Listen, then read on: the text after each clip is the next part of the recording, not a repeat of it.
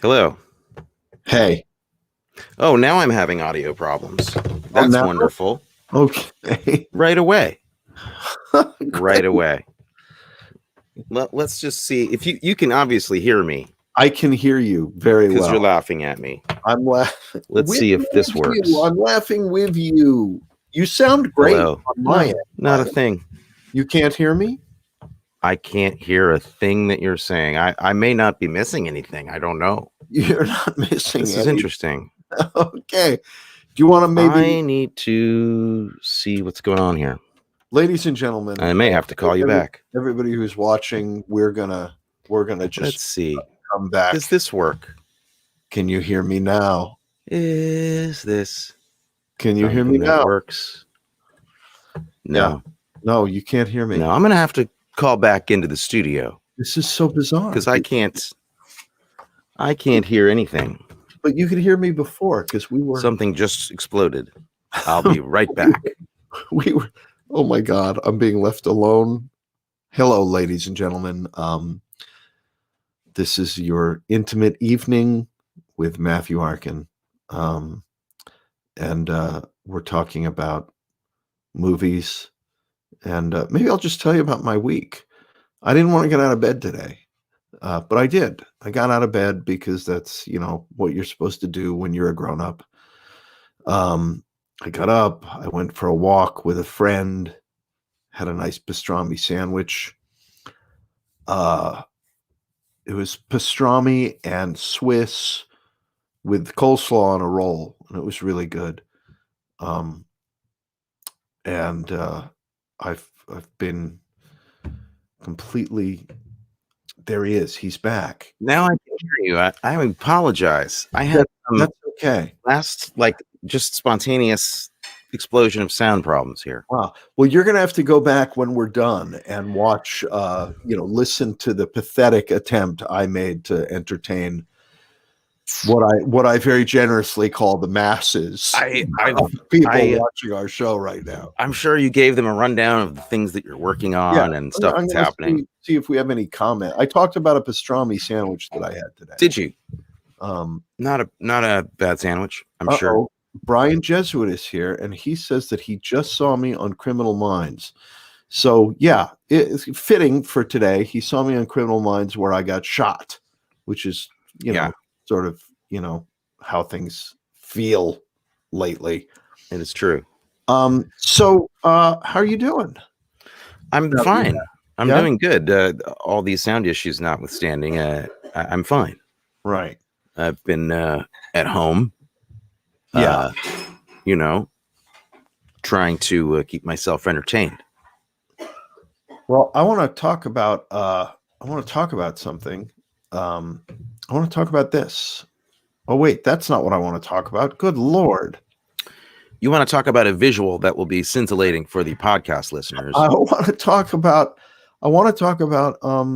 here, share the screen, and here's what I want to talk about. This we can cut it out of the podcast.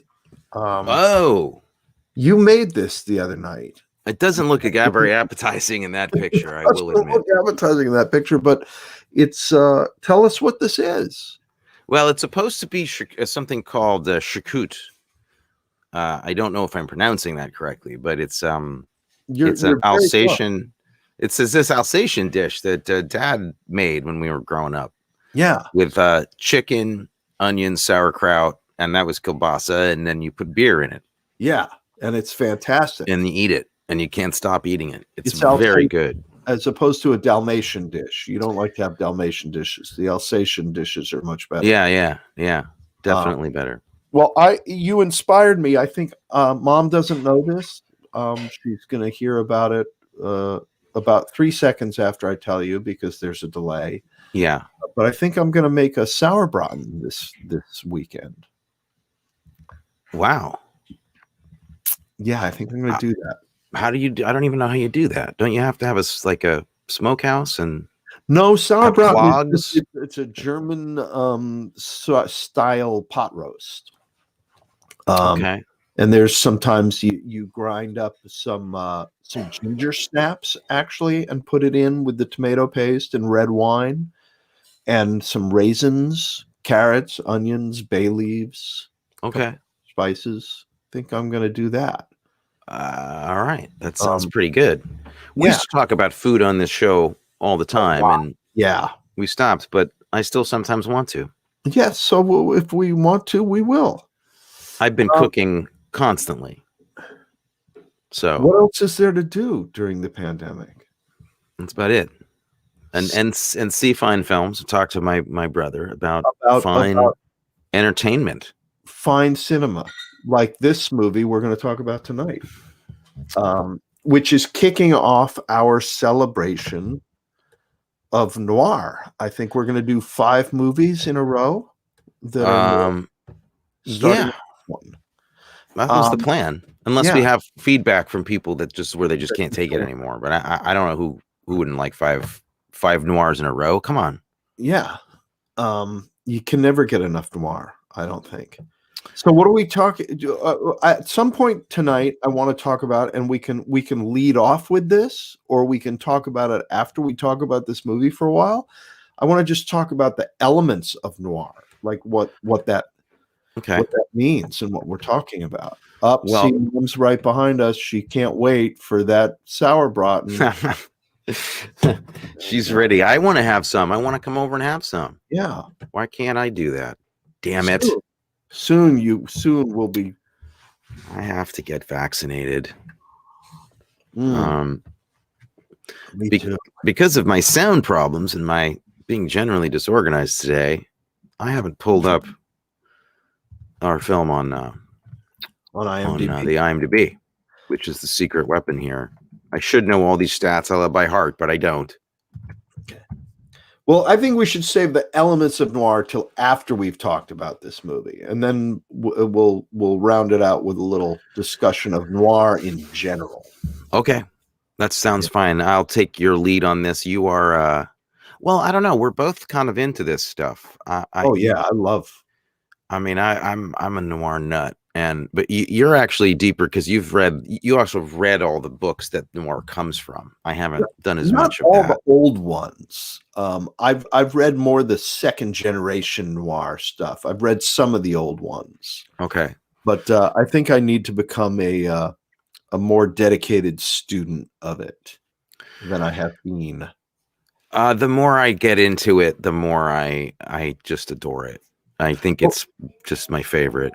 It sort of typifies how I feel about the world lately. Yeah. Bleak. Pretty bleak. It's also like I'm a big horror fan, and I just love the cross section here of it's kind of like it's got a lot of horror in it, for melodrama. So I love it. It's starting with a neo-noir. So I wouldn't call this, would you call a neo-noir? Really interesting. I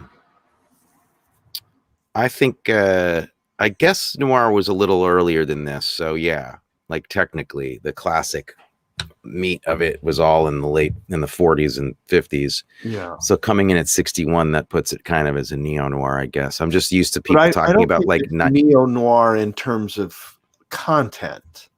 I think it's but in terms of presentation and time that it was made. Yeah. I just usually think of neo-noir as when they update noir to like The Suburbs, and they've done that kind of thing a lot. And they did it in the 90s a lot. Yeah. But so what are we talking about tonight? What's the movie? Well, this is cool because this is a movie that you actually said to me, a friend of yours had said, why don't we do this Blast of Silence movie, right? Yeah. And you didn't know it, but I had been turned on to this movie maybe 2 years ago. Totally new to me 2 years ago. Never heard anything about it. I guess I heard about it in some podcast. I'm forgetting exactly where I first heard about it, but I immediately sought it out and saw that Criterion had put it out, and so was all excited. And I was really excited to start off the noir thing with this movie because it's not because as kind of a later neo-noir movie, it's kind of, we're going backwards, which is kind of an interesting way to do it. I mean, we could have done something later, but later isn't really even really classic noir at all. No. So that was The Blast of Silence. It's from 1961. And that's when it came out. I think they made it in 59.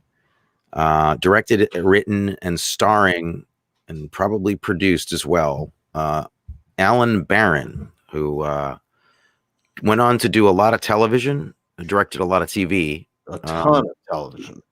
Oh, yeah, an absolute ton. He's still alive.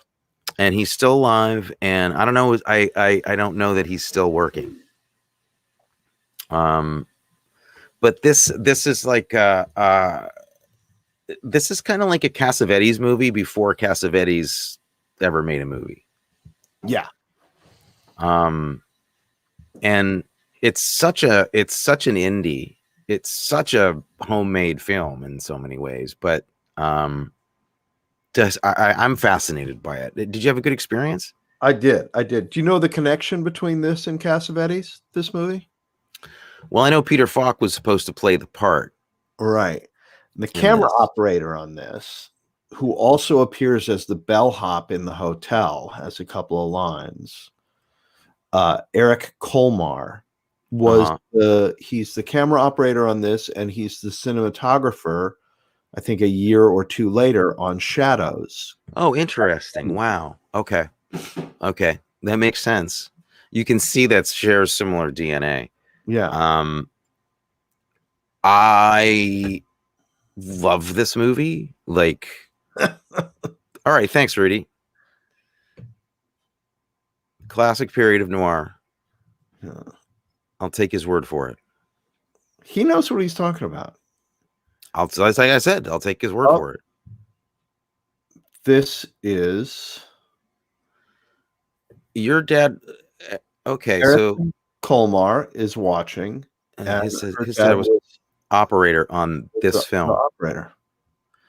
Wow. Well, very cool, Erickson. That is incredibly cool. I am an absolute, like, I love this movie. I flipped out for it when I got introduced to it, and I love everything about it. I think it's like it's just totally unique, so memorable in how it's shot. I mean, it's so well shot. And as the operator, your dad did some incredible work, because I know how fast they shot this movie and how no budget they had to make stuff work. I think they made it for $20,000, and they shot it in 17 minutes. I think you're wrong. I think they made this movie for $2,800. $2,800, if I'm not mistaken. Well, they paid Lionel Stander 500 of those for the voice. They didn't have to, because he was blacklisted at the time, and he would have done anything for a sandwich. Yeah. No, I'm serious. No, I know, but when they asked him to do it, he said, "I'll do it for $1,000 if you want to use my name. I'll do it for $500 without you using my name." And they didn't use his name. Yeah. But a sandwich was $500 back then. So right. Yeah, not a lot of people know that. I feel like you're lukewarm on this movie, and I'm concerned. No, I'm a little bit upset because like, if you're lukewarm, that means you hated it. No, I'm not. As far as I'm concerned, I loved this movie. I thought it was really I'm holding back so you can do your thing of saying that you usually give a little of the plot, and so that then we can start. All right.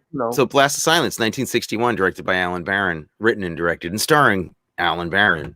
And this is according to IMDb, a hired killer from Cleveland has a job to do on a second string mob boss in New York. So a hitman's coming to New York from Cleveland. He's got to kill a mob boss, and it's over Christmas. It takes place over like a week from like Christmas Eve through New Year's, and it's a time and place in New York that's really incredibly powerful visually, and it is kind of like classic New York in a way that you almost never see anymore. Yep. it's a traditional, very bleak traditional noir with notably one of the most extreme narrations in any movie that's ever been made. And completely third person narration. Narration is usually first person, somebody talking about, I went and did this, and you know, and then I went, Yes. you know, but this is being narrated by an omniscient who's talking to you as if you are the main character. Yeah. It's also was described as Alan Barron as being a weird stand-in for his own superego as well. Yeah. Baby boy Frankie Bono. So that's the simple plot. It really is very simple and basic. There's no twists and turns, really. There's just really extreme, heightened melodrama and characters in really bad situations. Yeah. And it's really a character study. I think that I mean, I can't. When you see this movie, the first thing that comes to mind is like Martin Scorsese and De Niro sitting in a room together watching this before they made Taxi Driver. Yeah. It's relentlessly dark too. Yeah, it's just so bleak, horribly bleak, and but also not like I mean, and it is disturbing. Also, I think there's actually some, for its time, there's some imagery and stuff in it that's pretty powerful. I mean, the violence in it is really unhinged. Yeah. Do you know who? But back to the narration. Do you know who wrote the narration for Lionel Stander? I had assumed it was Alan Barron. No, the narration was written by, of all people, Waldo Salt. Really? I didn't know that. Yeah, who was also blacklisted. Yeah. Of Midnight Cowboy and Coming Home fame. Right. Yeah. Wow. Okay, that's really interesting because there's a lot. There's so much crazy poetry in that. Yeah. I mean, you have to see this movie to believe it. That the narration is at first you're like, is this something wrong? Like, is this on purpose? Is this for real? It's so arch and so crazy, and by the time the movie ends, you kind of figure out why it's there and what it's doing. Yeah. And it's all until that first scene with Ralphie, where he meets this incredibly pathetic character, Ralphie, who he's buying a gun from. Right. It's all narration and that really hip jazz score. Yeah. So there's there's very little dialogue that we hear. It's narration and hip jazz, or late 50s, early 60s East Village jazz. Mm-hmm. And yeah, folky jazz in one case, which we'll talk about. Where you meet Ralphie, who's this character who is completely stands out as, and getting back to what Rudy says, it's sort of that character. Ralphie is the one who tips it maybe into neo-noir, because he's a weird sort of hip beat East Villagey kind of cat, right? Who wouldn't fit in Maltese Falcon, right? You wouldn't see that guy in Maltese Falcon. He tips it into, he's very anachronistic in the movie. But this brings up a really interesting conversation, because I think it's, if you're going to talk about Maltese Falcon and Big Sleep and a movie like this or The Big Combo in the same conversation, I feel like you almost have to split noir up more, because the Maltese Falcon doesn't have anything in common with this, except for morally ambiguous behavior, which you could say about a lot of different kinds of movies. Like romances and melodramas have that too. Yeah. Other than that, there is nothing comparable. And yet they're both considered noir. And it's interesting to think about why. You have a detective or a / anti-hero in both of them, right? Well, okay, anti-hero is taking it. That's giving Sonny, like Mr. Bono, Sonny Bono. That's giving Baby Boy Bono a little bit more credit. I mean, there's nothing there to root for. It's like that's like saying that. I mean, that's. I Oh, guess I was rooting for him. Wow. Okay. But I'm dark. I was not. In You my were rooting for novel, him after he kills Frankie. When you realized that you mean after Bono he is, kills Ralphie? I mean Ralphie. After which point I think you're supposed to realize he's actually just a homicidal maniac. And after he tries to basically, Why? rape that woman in her apartment because he used an axe. Yeah, I mean he acts as a guy in a bed. He sexually he basically tries to rape a woman, his favorite woman in this movie. He has to build up hate in his heart in order to do his job. He's literally an unhinged psychopath.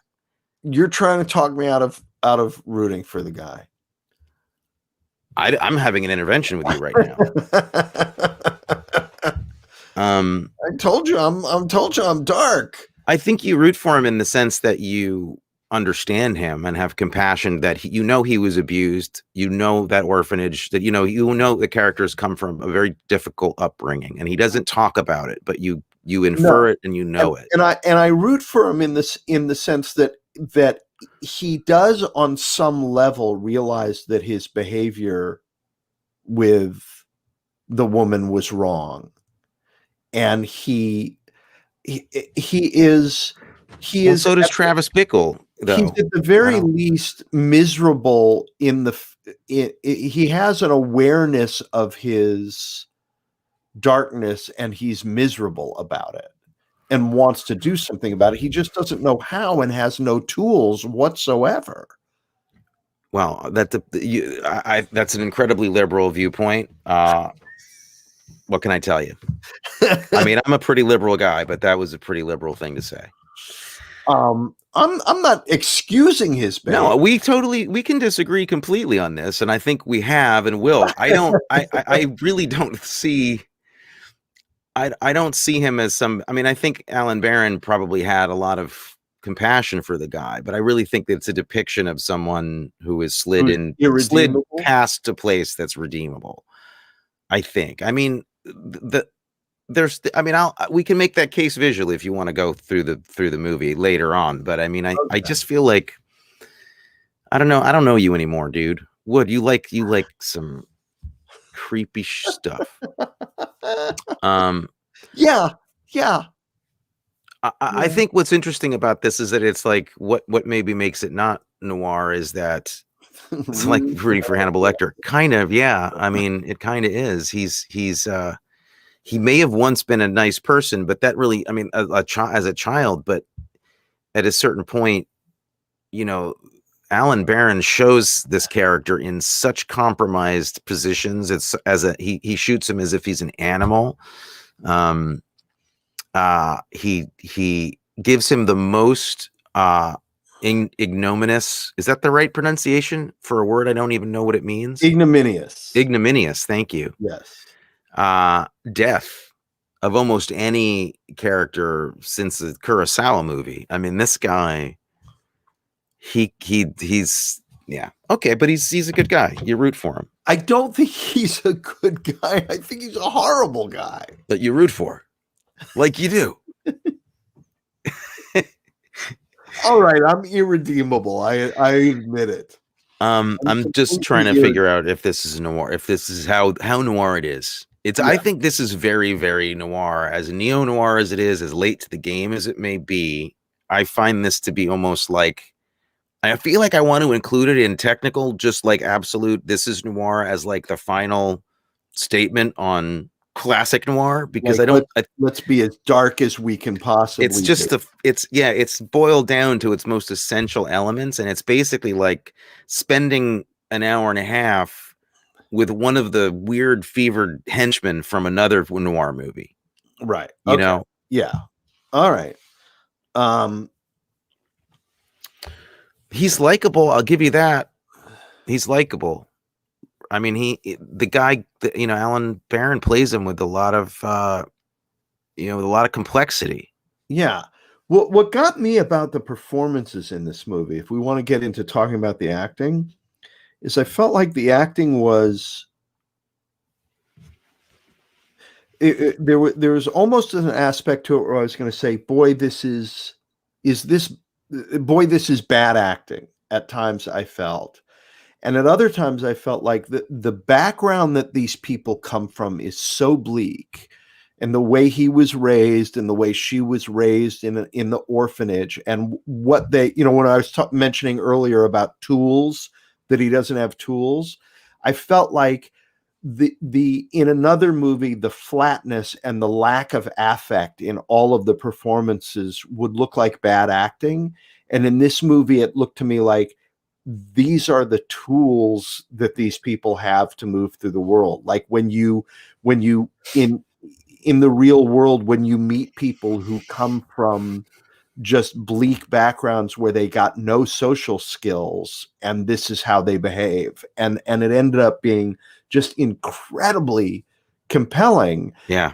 I guess that's what I'm talking about. Not so much rooting for him, is that my heart was breaking for all of these people. Yeah, I see that. I see that. I Yeah, felt like yeah. everybody in this movie had no chance. Hmm.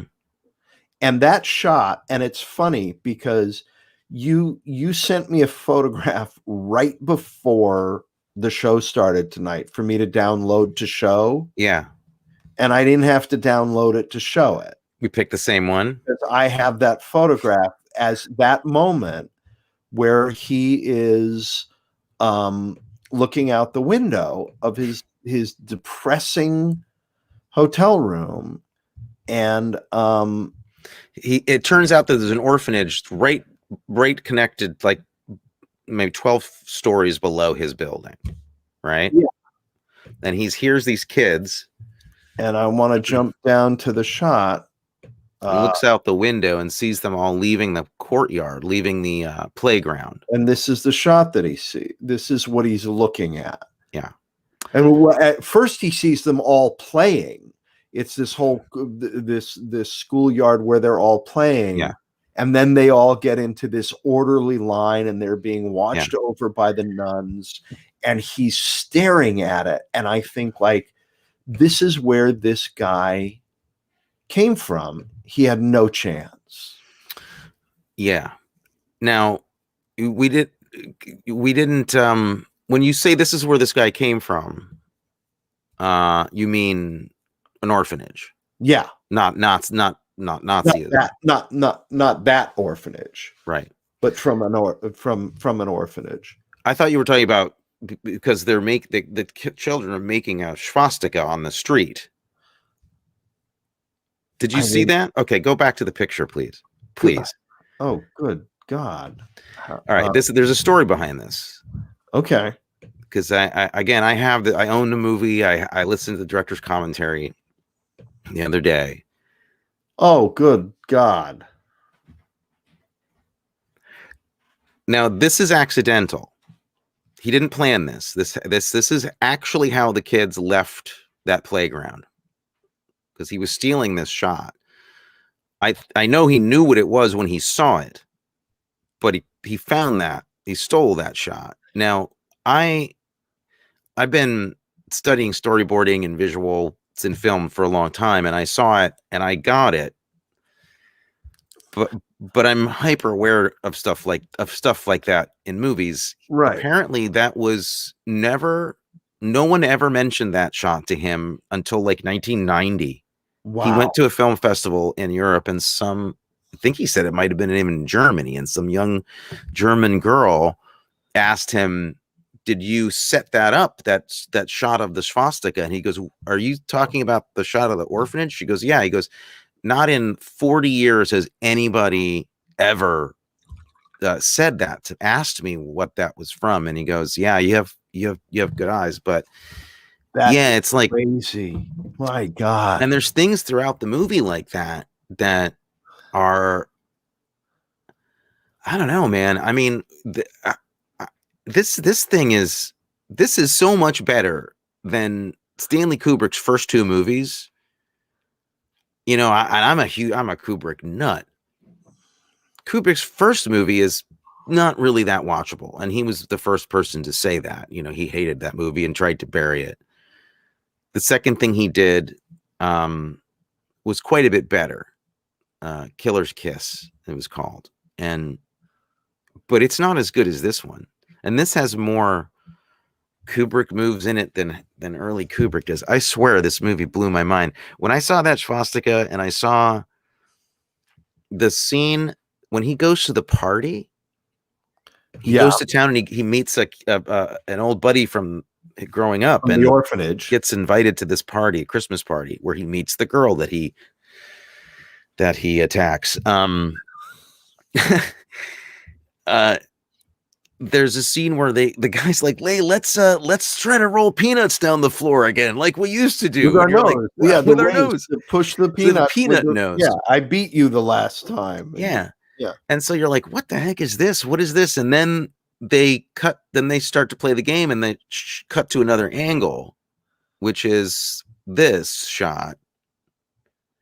You want me to show this? Yeah. Photograph? I know for podcasters, listeners, it's not that interesting, but it's going to be a shot of the two of them playing this game with their faces ground into the floor, into the dirt. They're like animals in this shot. Yeah. And this shot goes on for a while, and they're just rubbing their faces into the dirt for this entire sequence. And they've got a crowd of people cheering them on.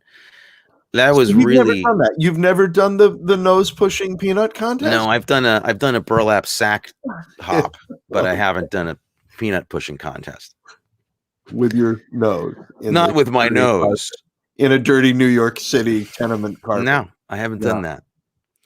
Yeah. You know what's interesting? This is a little side story. My dad. Oh, Erickson. My dad was from World War II Germany. Not that played a role in the shot called. Not that. For the podcast, this is the child of the camera operator saying that my dad was from World War II Germany, not that played a role in the shot. Call it coincidence. Interesting. Wow. Very interesting. I would really be I mean, there's a few movies I just would love to have been there when they made and see how they came up with their ideas and what it was like when I just wish I'd been there when they discovered that shot. Yeah. For like her dad and Alan Barron sitting there like lining up the shot. And then when they saw that, like, because that must be the moment when you realize we may be making a classic here. Like, I don't know, but maybe things are going well. Right. Yeah. No, and it's something I talk to my students about all the time, is being, even when things go wrong, it doesn't look like with that shot something went wrong and this happened, but trying to stay attuned to the happy accident. Exactly. Happen as you're making a movie. Yeah. That are just either we couldn't get the shot we wanted, so we have to do this instead. Oh my God, it's so much better. Right. Or something like looking out the window and seeing a swastika and realizing that this is just kismet. Yeah. I don't think anybody's ever used the word swastika and kismet in the same sentence before. Especially if you throw orphanage in there too. It's like, wow, that's a lot of words that don't go together. Yeah. Yeah, deep stuff. Anybody that's going to check this movie out, please understand this is a really weird, unique, strange movie. Yeah. I mean, it is by anybody's standards. You're not going to get your normal movie. It's not a Hollywood film. It's not a studio picture. This is kind of a unique thing. They weren't really making independent movies like this much before this film. No. This is one of the first truly indie movies that wasn't just a complete art film. Right. Like a Maya Deren movie or something. This was somebody who wanted to make a film and sell it and put it in theaters like a regular movie, but was just going to do it all on his own without unions and without any infrastructure for it. So, yeah. I mean, coming with 4 Cassavetes on this is heavy. And also, like, he wasn't that far. I mean, he wasn't that far behind guys like Kubrick either. Right. In terms of the timeline. It's a weird art movie, and so don't give it some time. Like if you turn this movie on and you know, what's the narrator's name again? What Lionel Stander, Lionel Standard. If who that went on to fame in Heart to Heart. right, you know this guy, you know his Yeah, voice. He's got the deepest, graveliest, most New York, great New York accent. underground noir voices ever. Yeah, it's an It's amazing. almost Yeah, cartoonishly so. yeah, And so for a while, you're going to watch this movie and you're going to think like, what is this like? Is this like a short film? Is this some weird like experiment? Like what? Stick with it because it actually starts to build steam as it goes, and by the end, it's such a movie. yeah, It's really something. yeah. All right. Favorite shots in this film? For me, I mean, there's a few. I gotta really think about that. I mean, Yeah, I that love, first of all, before the shots, I just love the aspect ratio. oh man, it's gorgeous. Yeah, I right. love Yeah.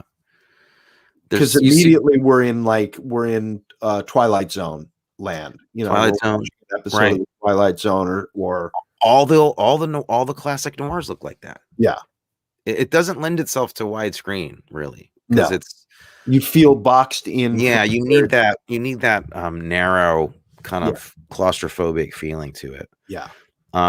I have a few shots that I can't. I mean, I just think it's full of amazing shots. I mean, I do Well, love that. I know we share something.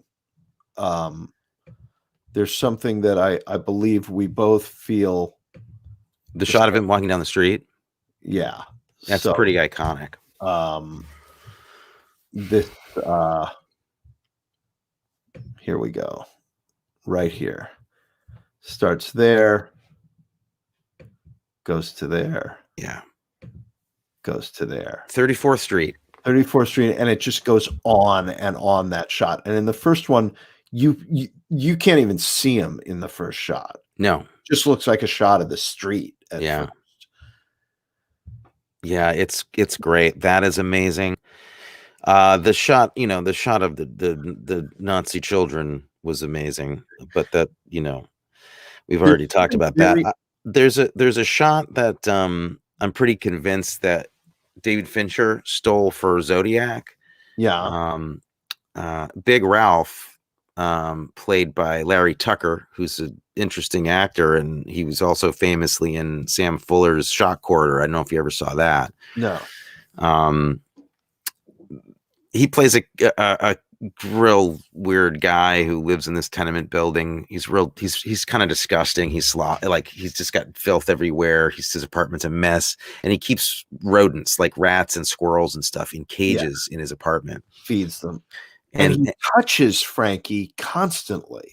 Yes. Almost petting him. Yeah. It's very bizarre. That's true. Very noticeable.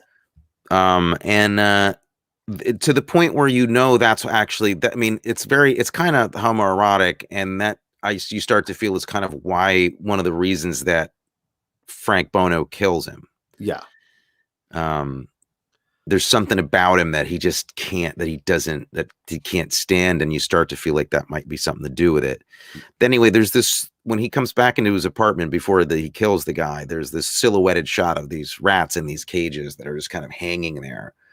It's a very quick, brief shot, but they're completely silhouetted against the wall, and I love that.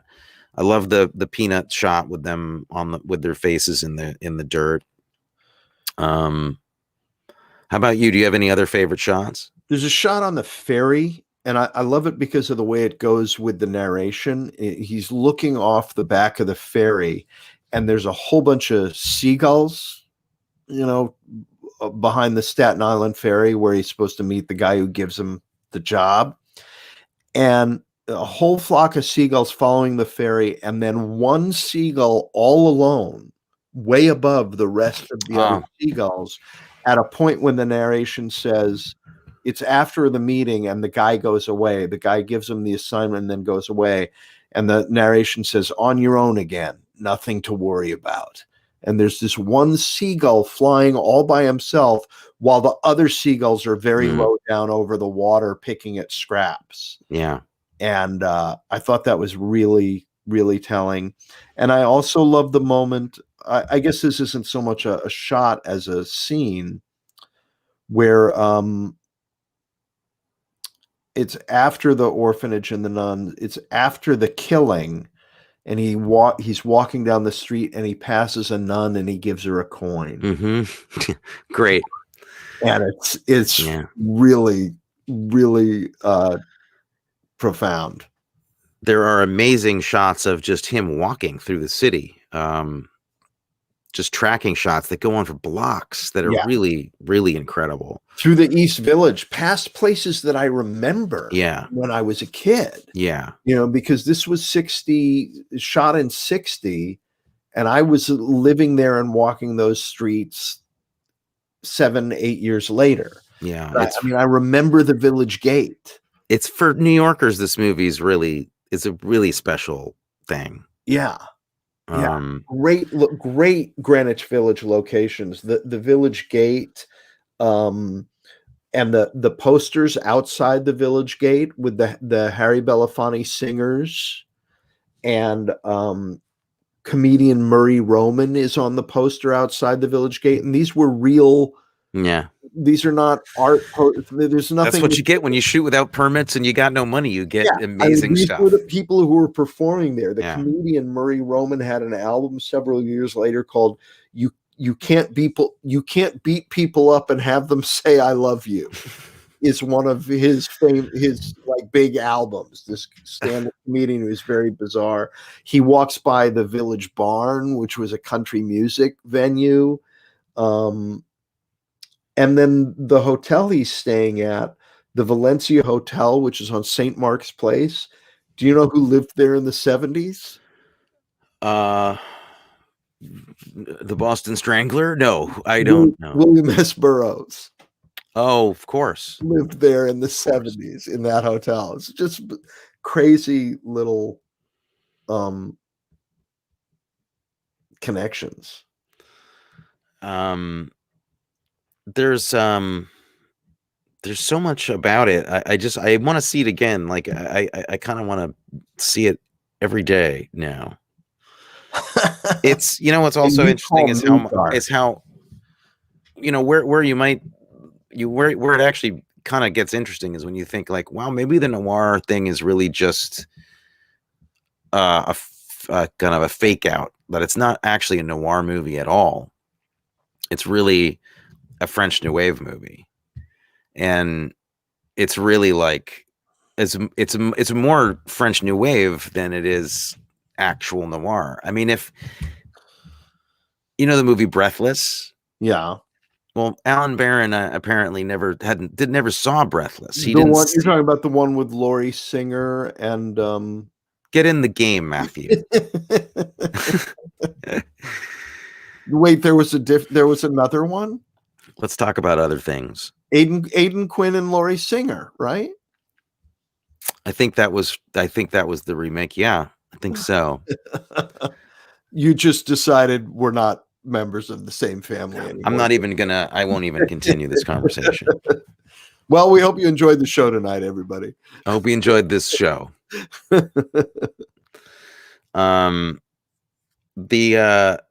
gun cleaning scene, I think, is probably one of the most arresting scenes in the movie.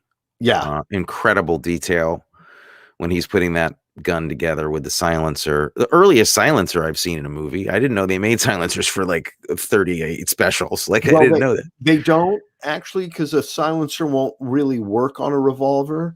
There's only one kind of revolver that a silencer will work on, which is there's a Russian revolver. I'm going to tell you more than you want to know. I don't want to know about. I'm going to actually stop you because I don't want to know about that. But I do want to know why I know that. Well, you say they didn't make them, but I'm sure they retrofitted crappy ones for people. No, it's not that they don't make them. It's that they won't work on a revolver because there's a gap between the cylinder and the barrel, and the noise and gases will escape from that. So the revolver the silencer won't do anything.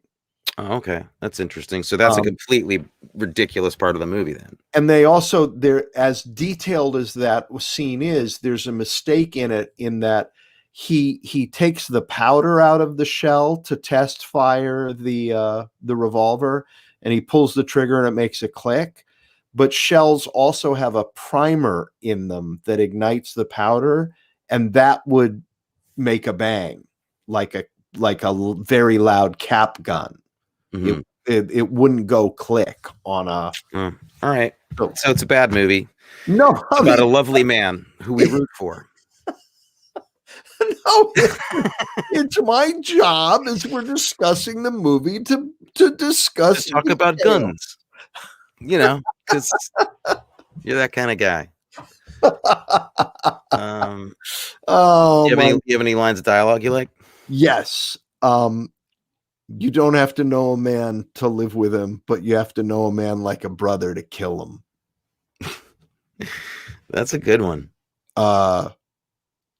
And December 25th, you have all of Christmas Day to kill, which is a very nice double entendre. Yeah, very nice. And then when the narrator at one point says, you could have been an engineer, you could have been an architect too. And it's talking about like the different roads that could have opened up for him had his life been different. And then I love the landlady who has that line where she says, you know, the people upstairs don't think I'm entitled to a life of my own. I'm entitled to a life of my own.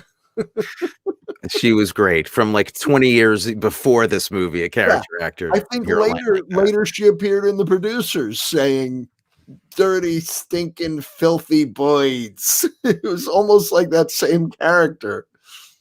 I like the line when he's looking at the face of the guy he's got to kill. He's got a picture of it. Oh yeah, mug, and he's got a mustache. Yeah, and he's like, he goes, you hate this guy right away. He goes, a mustache that hides the fact that he has lips like a woman, the kind of face you hate. It's like insane, completely unhinged, but you do like him. Mentioning that Dad worked with Cassavetes on Shadows. Yeah, I mentioned that earlier when I talked about your father being in the movie actually as the bellhop, and then that he went on to do that, which is pretty cool. So did he operate on Shadows again, or was he the DP? Wow. He's listed as the DP, I think, on IMDb. That is fantastic. You know the movie that Peter Falk took instead of this? I forget what it was. It was Murder Inc. Yeah, right. That's right. It was pretty cool. Yeah, there was an interesting documentary about Alan Barron on the DVD that I have, and he hit all the stations of the cross, basically all the locations. He went to them. I guess they shot this in like 2000 or something, so he went then and talked about all the scenes they shot on these different places and stuff. Wow.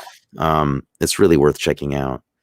And that last scene they shot during a hurricane. Yeah. They had to wait for a hurricane because it was really nice weather that winter. They had pretty easy weather, and he knew he needed the death scene, the final scene of the movie, to be in bad weather. It couldn't be a sunny day, like a nice day out. No.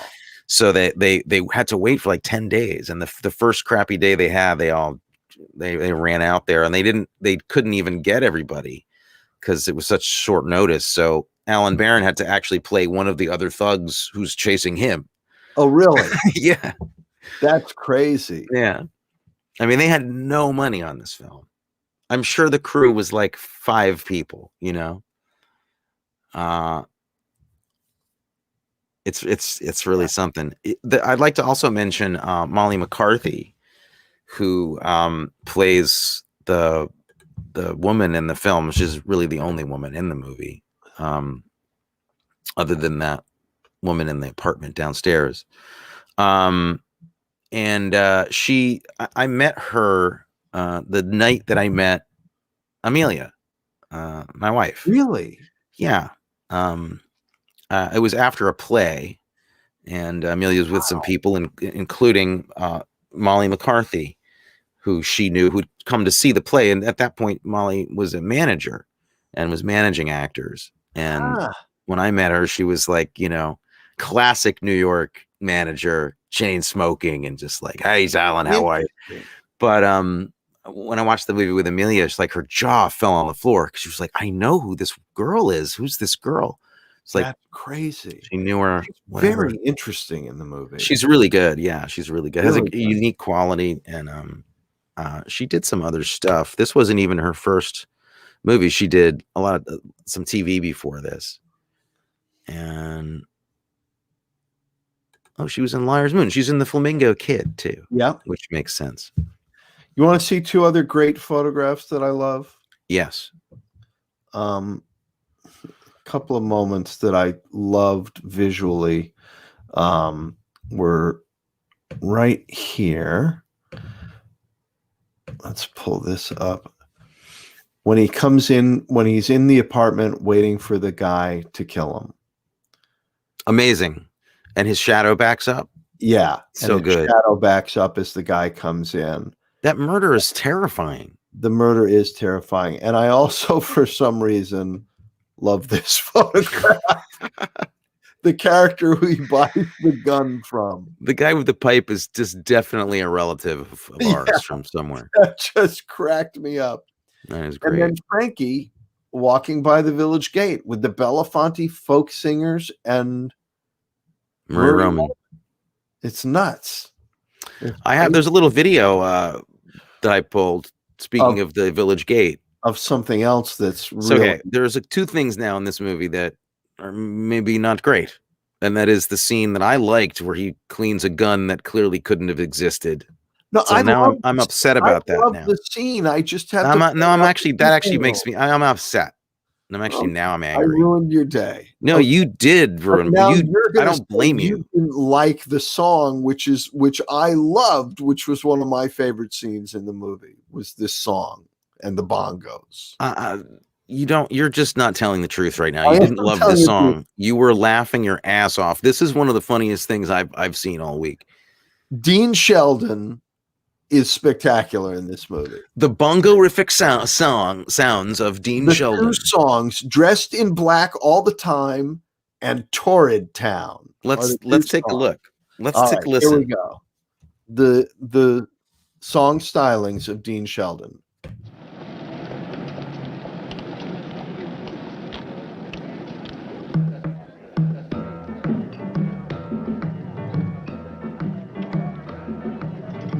A girl a year ago. She knew everything there was to know. Her eyes were gray, her hair was jet. Oh, my evil baby, I can't forget. So I'm dressed in black all the time. Dressed in black all the time. There is some of that stuff going on. I'm sorry. I love that. Our dad was playing with those guys back in the late 50s. Not with that guy. Come on. I think the Terriers could have recorded that song. You're never speaking to me again. No, we're not really speaking now. I'm going to get the sheet music for Dressed in Black All the Time and learn that and sing it at your birthday party. You could sing it at my funeral because I won't be there. Dressed in Black All the Time and Torrid Town is another. Torrid Town is also great. It's great. That's some good stuff. I like that stuff. Are we going to talk about elements of noir? Why not? Okay. Detective / anti-hero, right? That's a big element oftentimes. Yeah. A bad guy. Sure. Also a kind of bad guy. Often played by Peter Lorre. And sometimes. Right? He's bad, but also the friend maybe in between the bad guy and the guy that you don't know is so bad. Right. At first. Guns. Yeah. Femme fatale, the bad woman. Yeah. I'm gonna say that's all true. Yeah. But here's the weird thing about it. Yes, and I would like to continue to name things, but what's weird is that a lot of those things are in a lot of other kinds of movies as well. Yes, but these are what we're just saying, that they're essential Elements. Elements.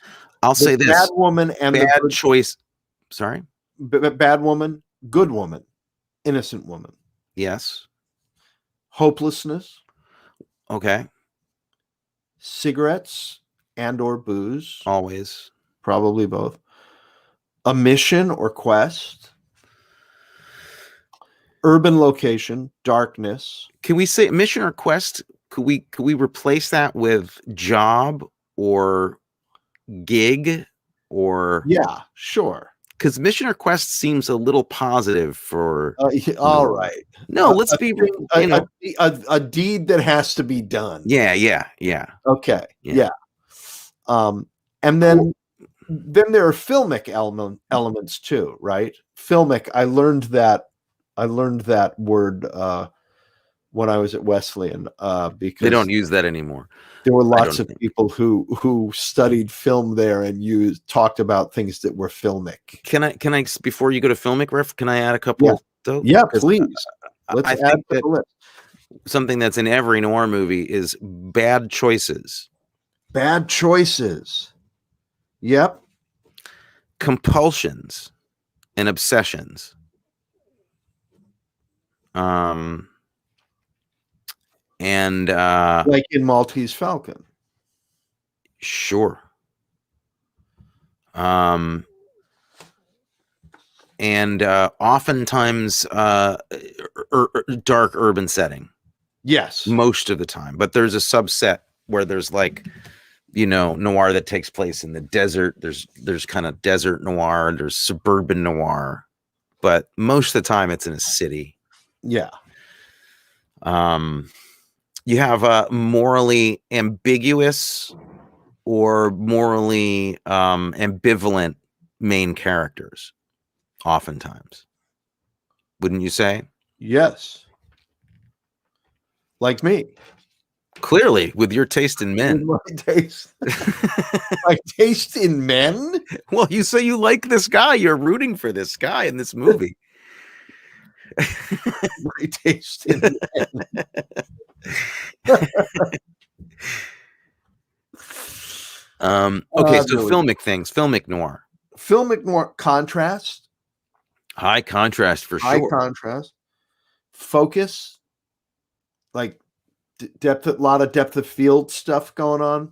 Okay, yeah, right, like somebody in the foreground and focus and shadow in the back, or vice versa. Shadows too, of course. Lots of shadows, angles.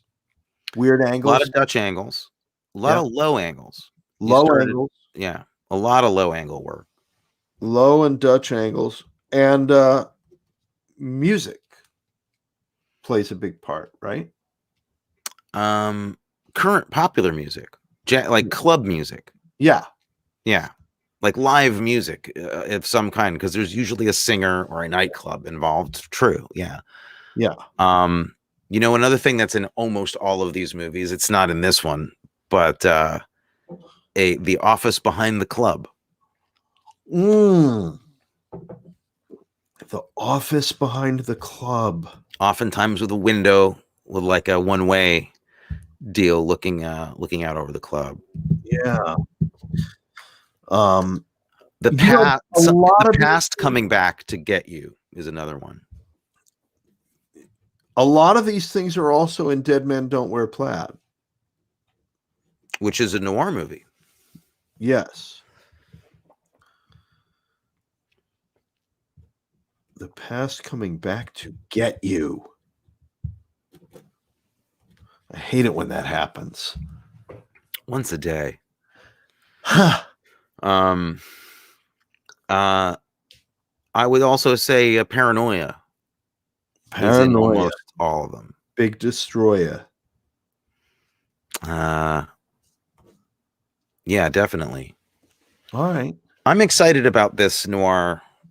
Carrie says thing we're doing. We left this out. And I think she's right. A couple of thugs. Yeah, there's always a couple of thugs hanging around. A couple of thugs. couple of guys in trench coats or overcoats. Yeah. There's always a speeding car Speeding car. turning a corner. Turning a corner.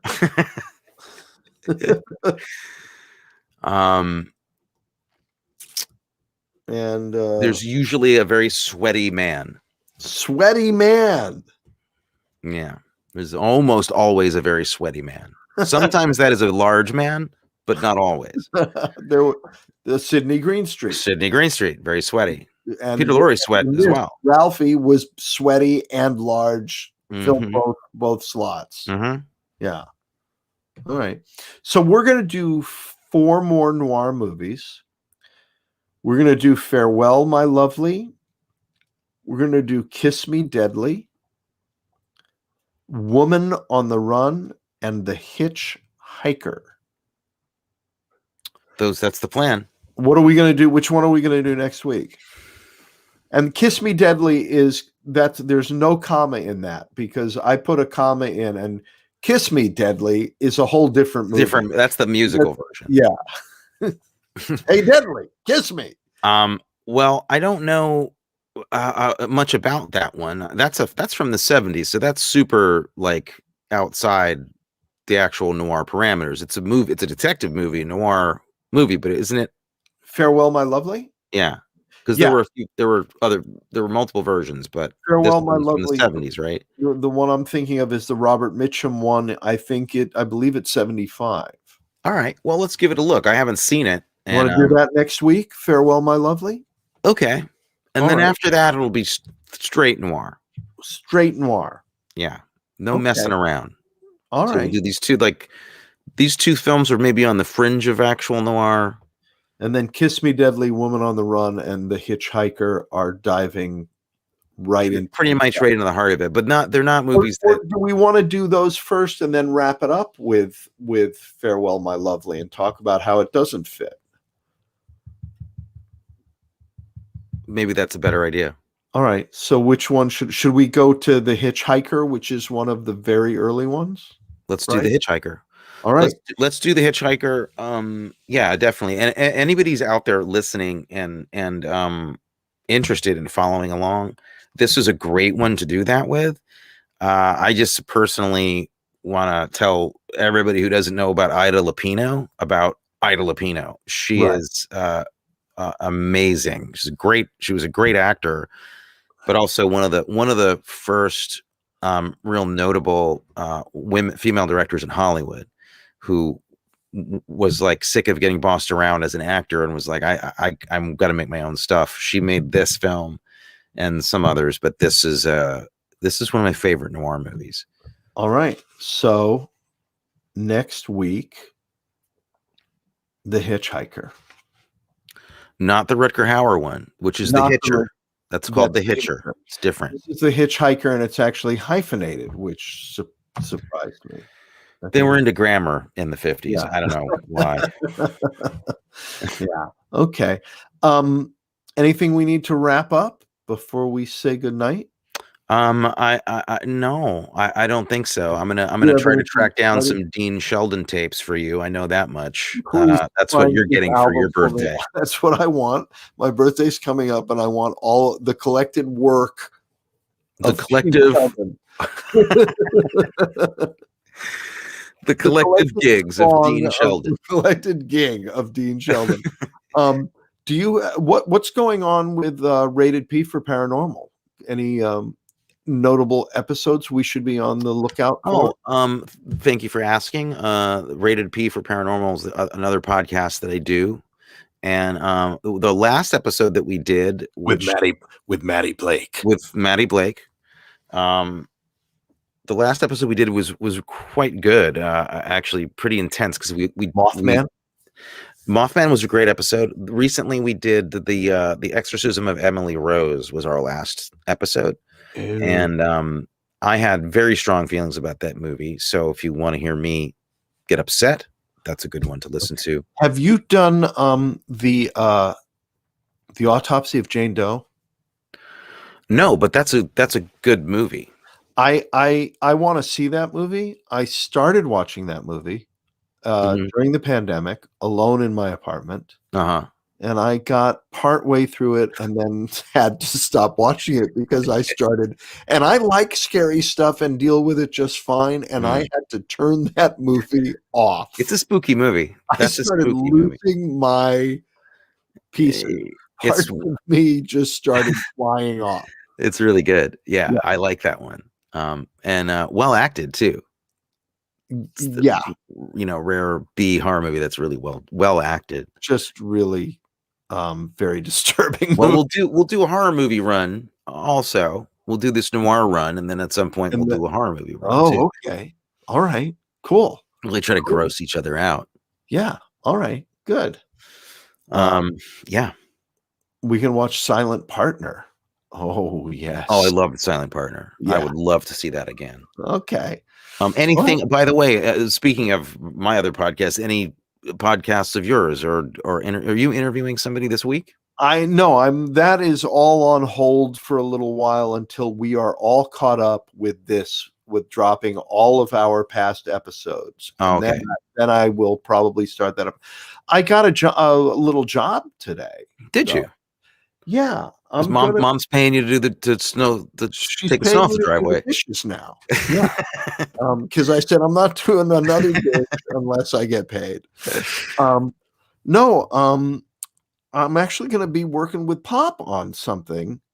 We are going to be doing a Zoom production of the Sunshine Boys. Get out of here. Yeah. Why didn't anybody call me? What am I, chopped liver? I think with Robert Klein. So I don't get. Where am I? I don't get a call. What? This is embarrassing. You want to play the nurse? No. That's really cool. When is that happening? I think it's in like 5 or 6 weeks. Fantastic. Somewhere. Yeah. Who's producing it? I forget all of I don't have any of the How details. Embarrassing. I will have the details. I just found out about it, but it's going to be interesting because I played that role 24 years ago on Broadway. On Broadway with Tony Randall and Jack Klugman. Yes, you did. Now I get to do it again with Pop, who directed the original version of it, 1973. Yeah. So and is Dad in it or directing it or both? He's in it. Oh my God. Yeah. How did they get him to do this? I don't. I think because we have no rehearsal or very little rehearsal, and we don't have to learn the lines. It's just a Zoom, and he can stay home. And he doesn't have to go anywhere. Stay home, and I think all he has to do is actually put on a shirt and a jacket. He can still wear his pajamas. That's a deal breaker, probably. Yeah. I don't know all the details, but okay. That's exciting. That's fun. Yeah. I'll have when I have the details, I'll talk all about it. But please, when you do it, take a Zoom picture snapshot and share it with us on the podcast. I will do that. That would be really great. Zoomaroomy. More not for the podcast, but more for the YouTube viewers out there. Oh, and I have finally also the complete cast assembled for my screenplay, and we're going to be doing a Zoom reading of that. Fantastic. Which I will invite you to, but I'm sorry to say for the public, it's not going to be for the public, and it's not going to be recorded because I don't believe in recording my actors unless they're being paid. Well, that's where you and I part company. I don't mind abusing them at all. But fantastic. So this is great. These are 2 projects that I'm not involved in, and that's great. Yeah. Well, there you go. That's awesome. But we've got things. We're cooking things up together. We've got this going together. We got this. We're gonna see some movies. Yeah. All right. So we'll do another show next week, probably. Yeah. And I'm gonna see if we can get what's his name? Blake Shelton? No. Sidney Sheldon? No. Who are you getting? Dean Sheldon to write the new theme song for our show. What is Dean Sheldon doing right now? Let's look Dean Sheldon up. I should have done that earlier. Find out what he's up to. Oh, this is it. Literally. This is all he did. This is the only thing that he did. It's literally the only credit that he has in show business. Which is surprising to me because I think both of those songs, not surprising to me. I could see that being his last professional job. Really? You're talking to a guy though, who, El Paso is one of my favorite songs. So in mine too. I'm not talking about Schmaltz or a long time ago. I'm talking about a guy who really shouldn't be playing the bongos and singing and being on stage. Okay. It's not the act. Like somebody could do that and it would be fun. Right. If you think that he shouldn't be playing the bongos and singing at the same time, you should see me try to play the bongos and sing at the same time. And then you'd be begging for Dean Sheldon. Next week on the Arkin Brothers talk about movies, Matthew will play the bongos and sing at the same time. All right. And on that note, good night, ladies and gentlemen. Good night and a fond farewell. Yes.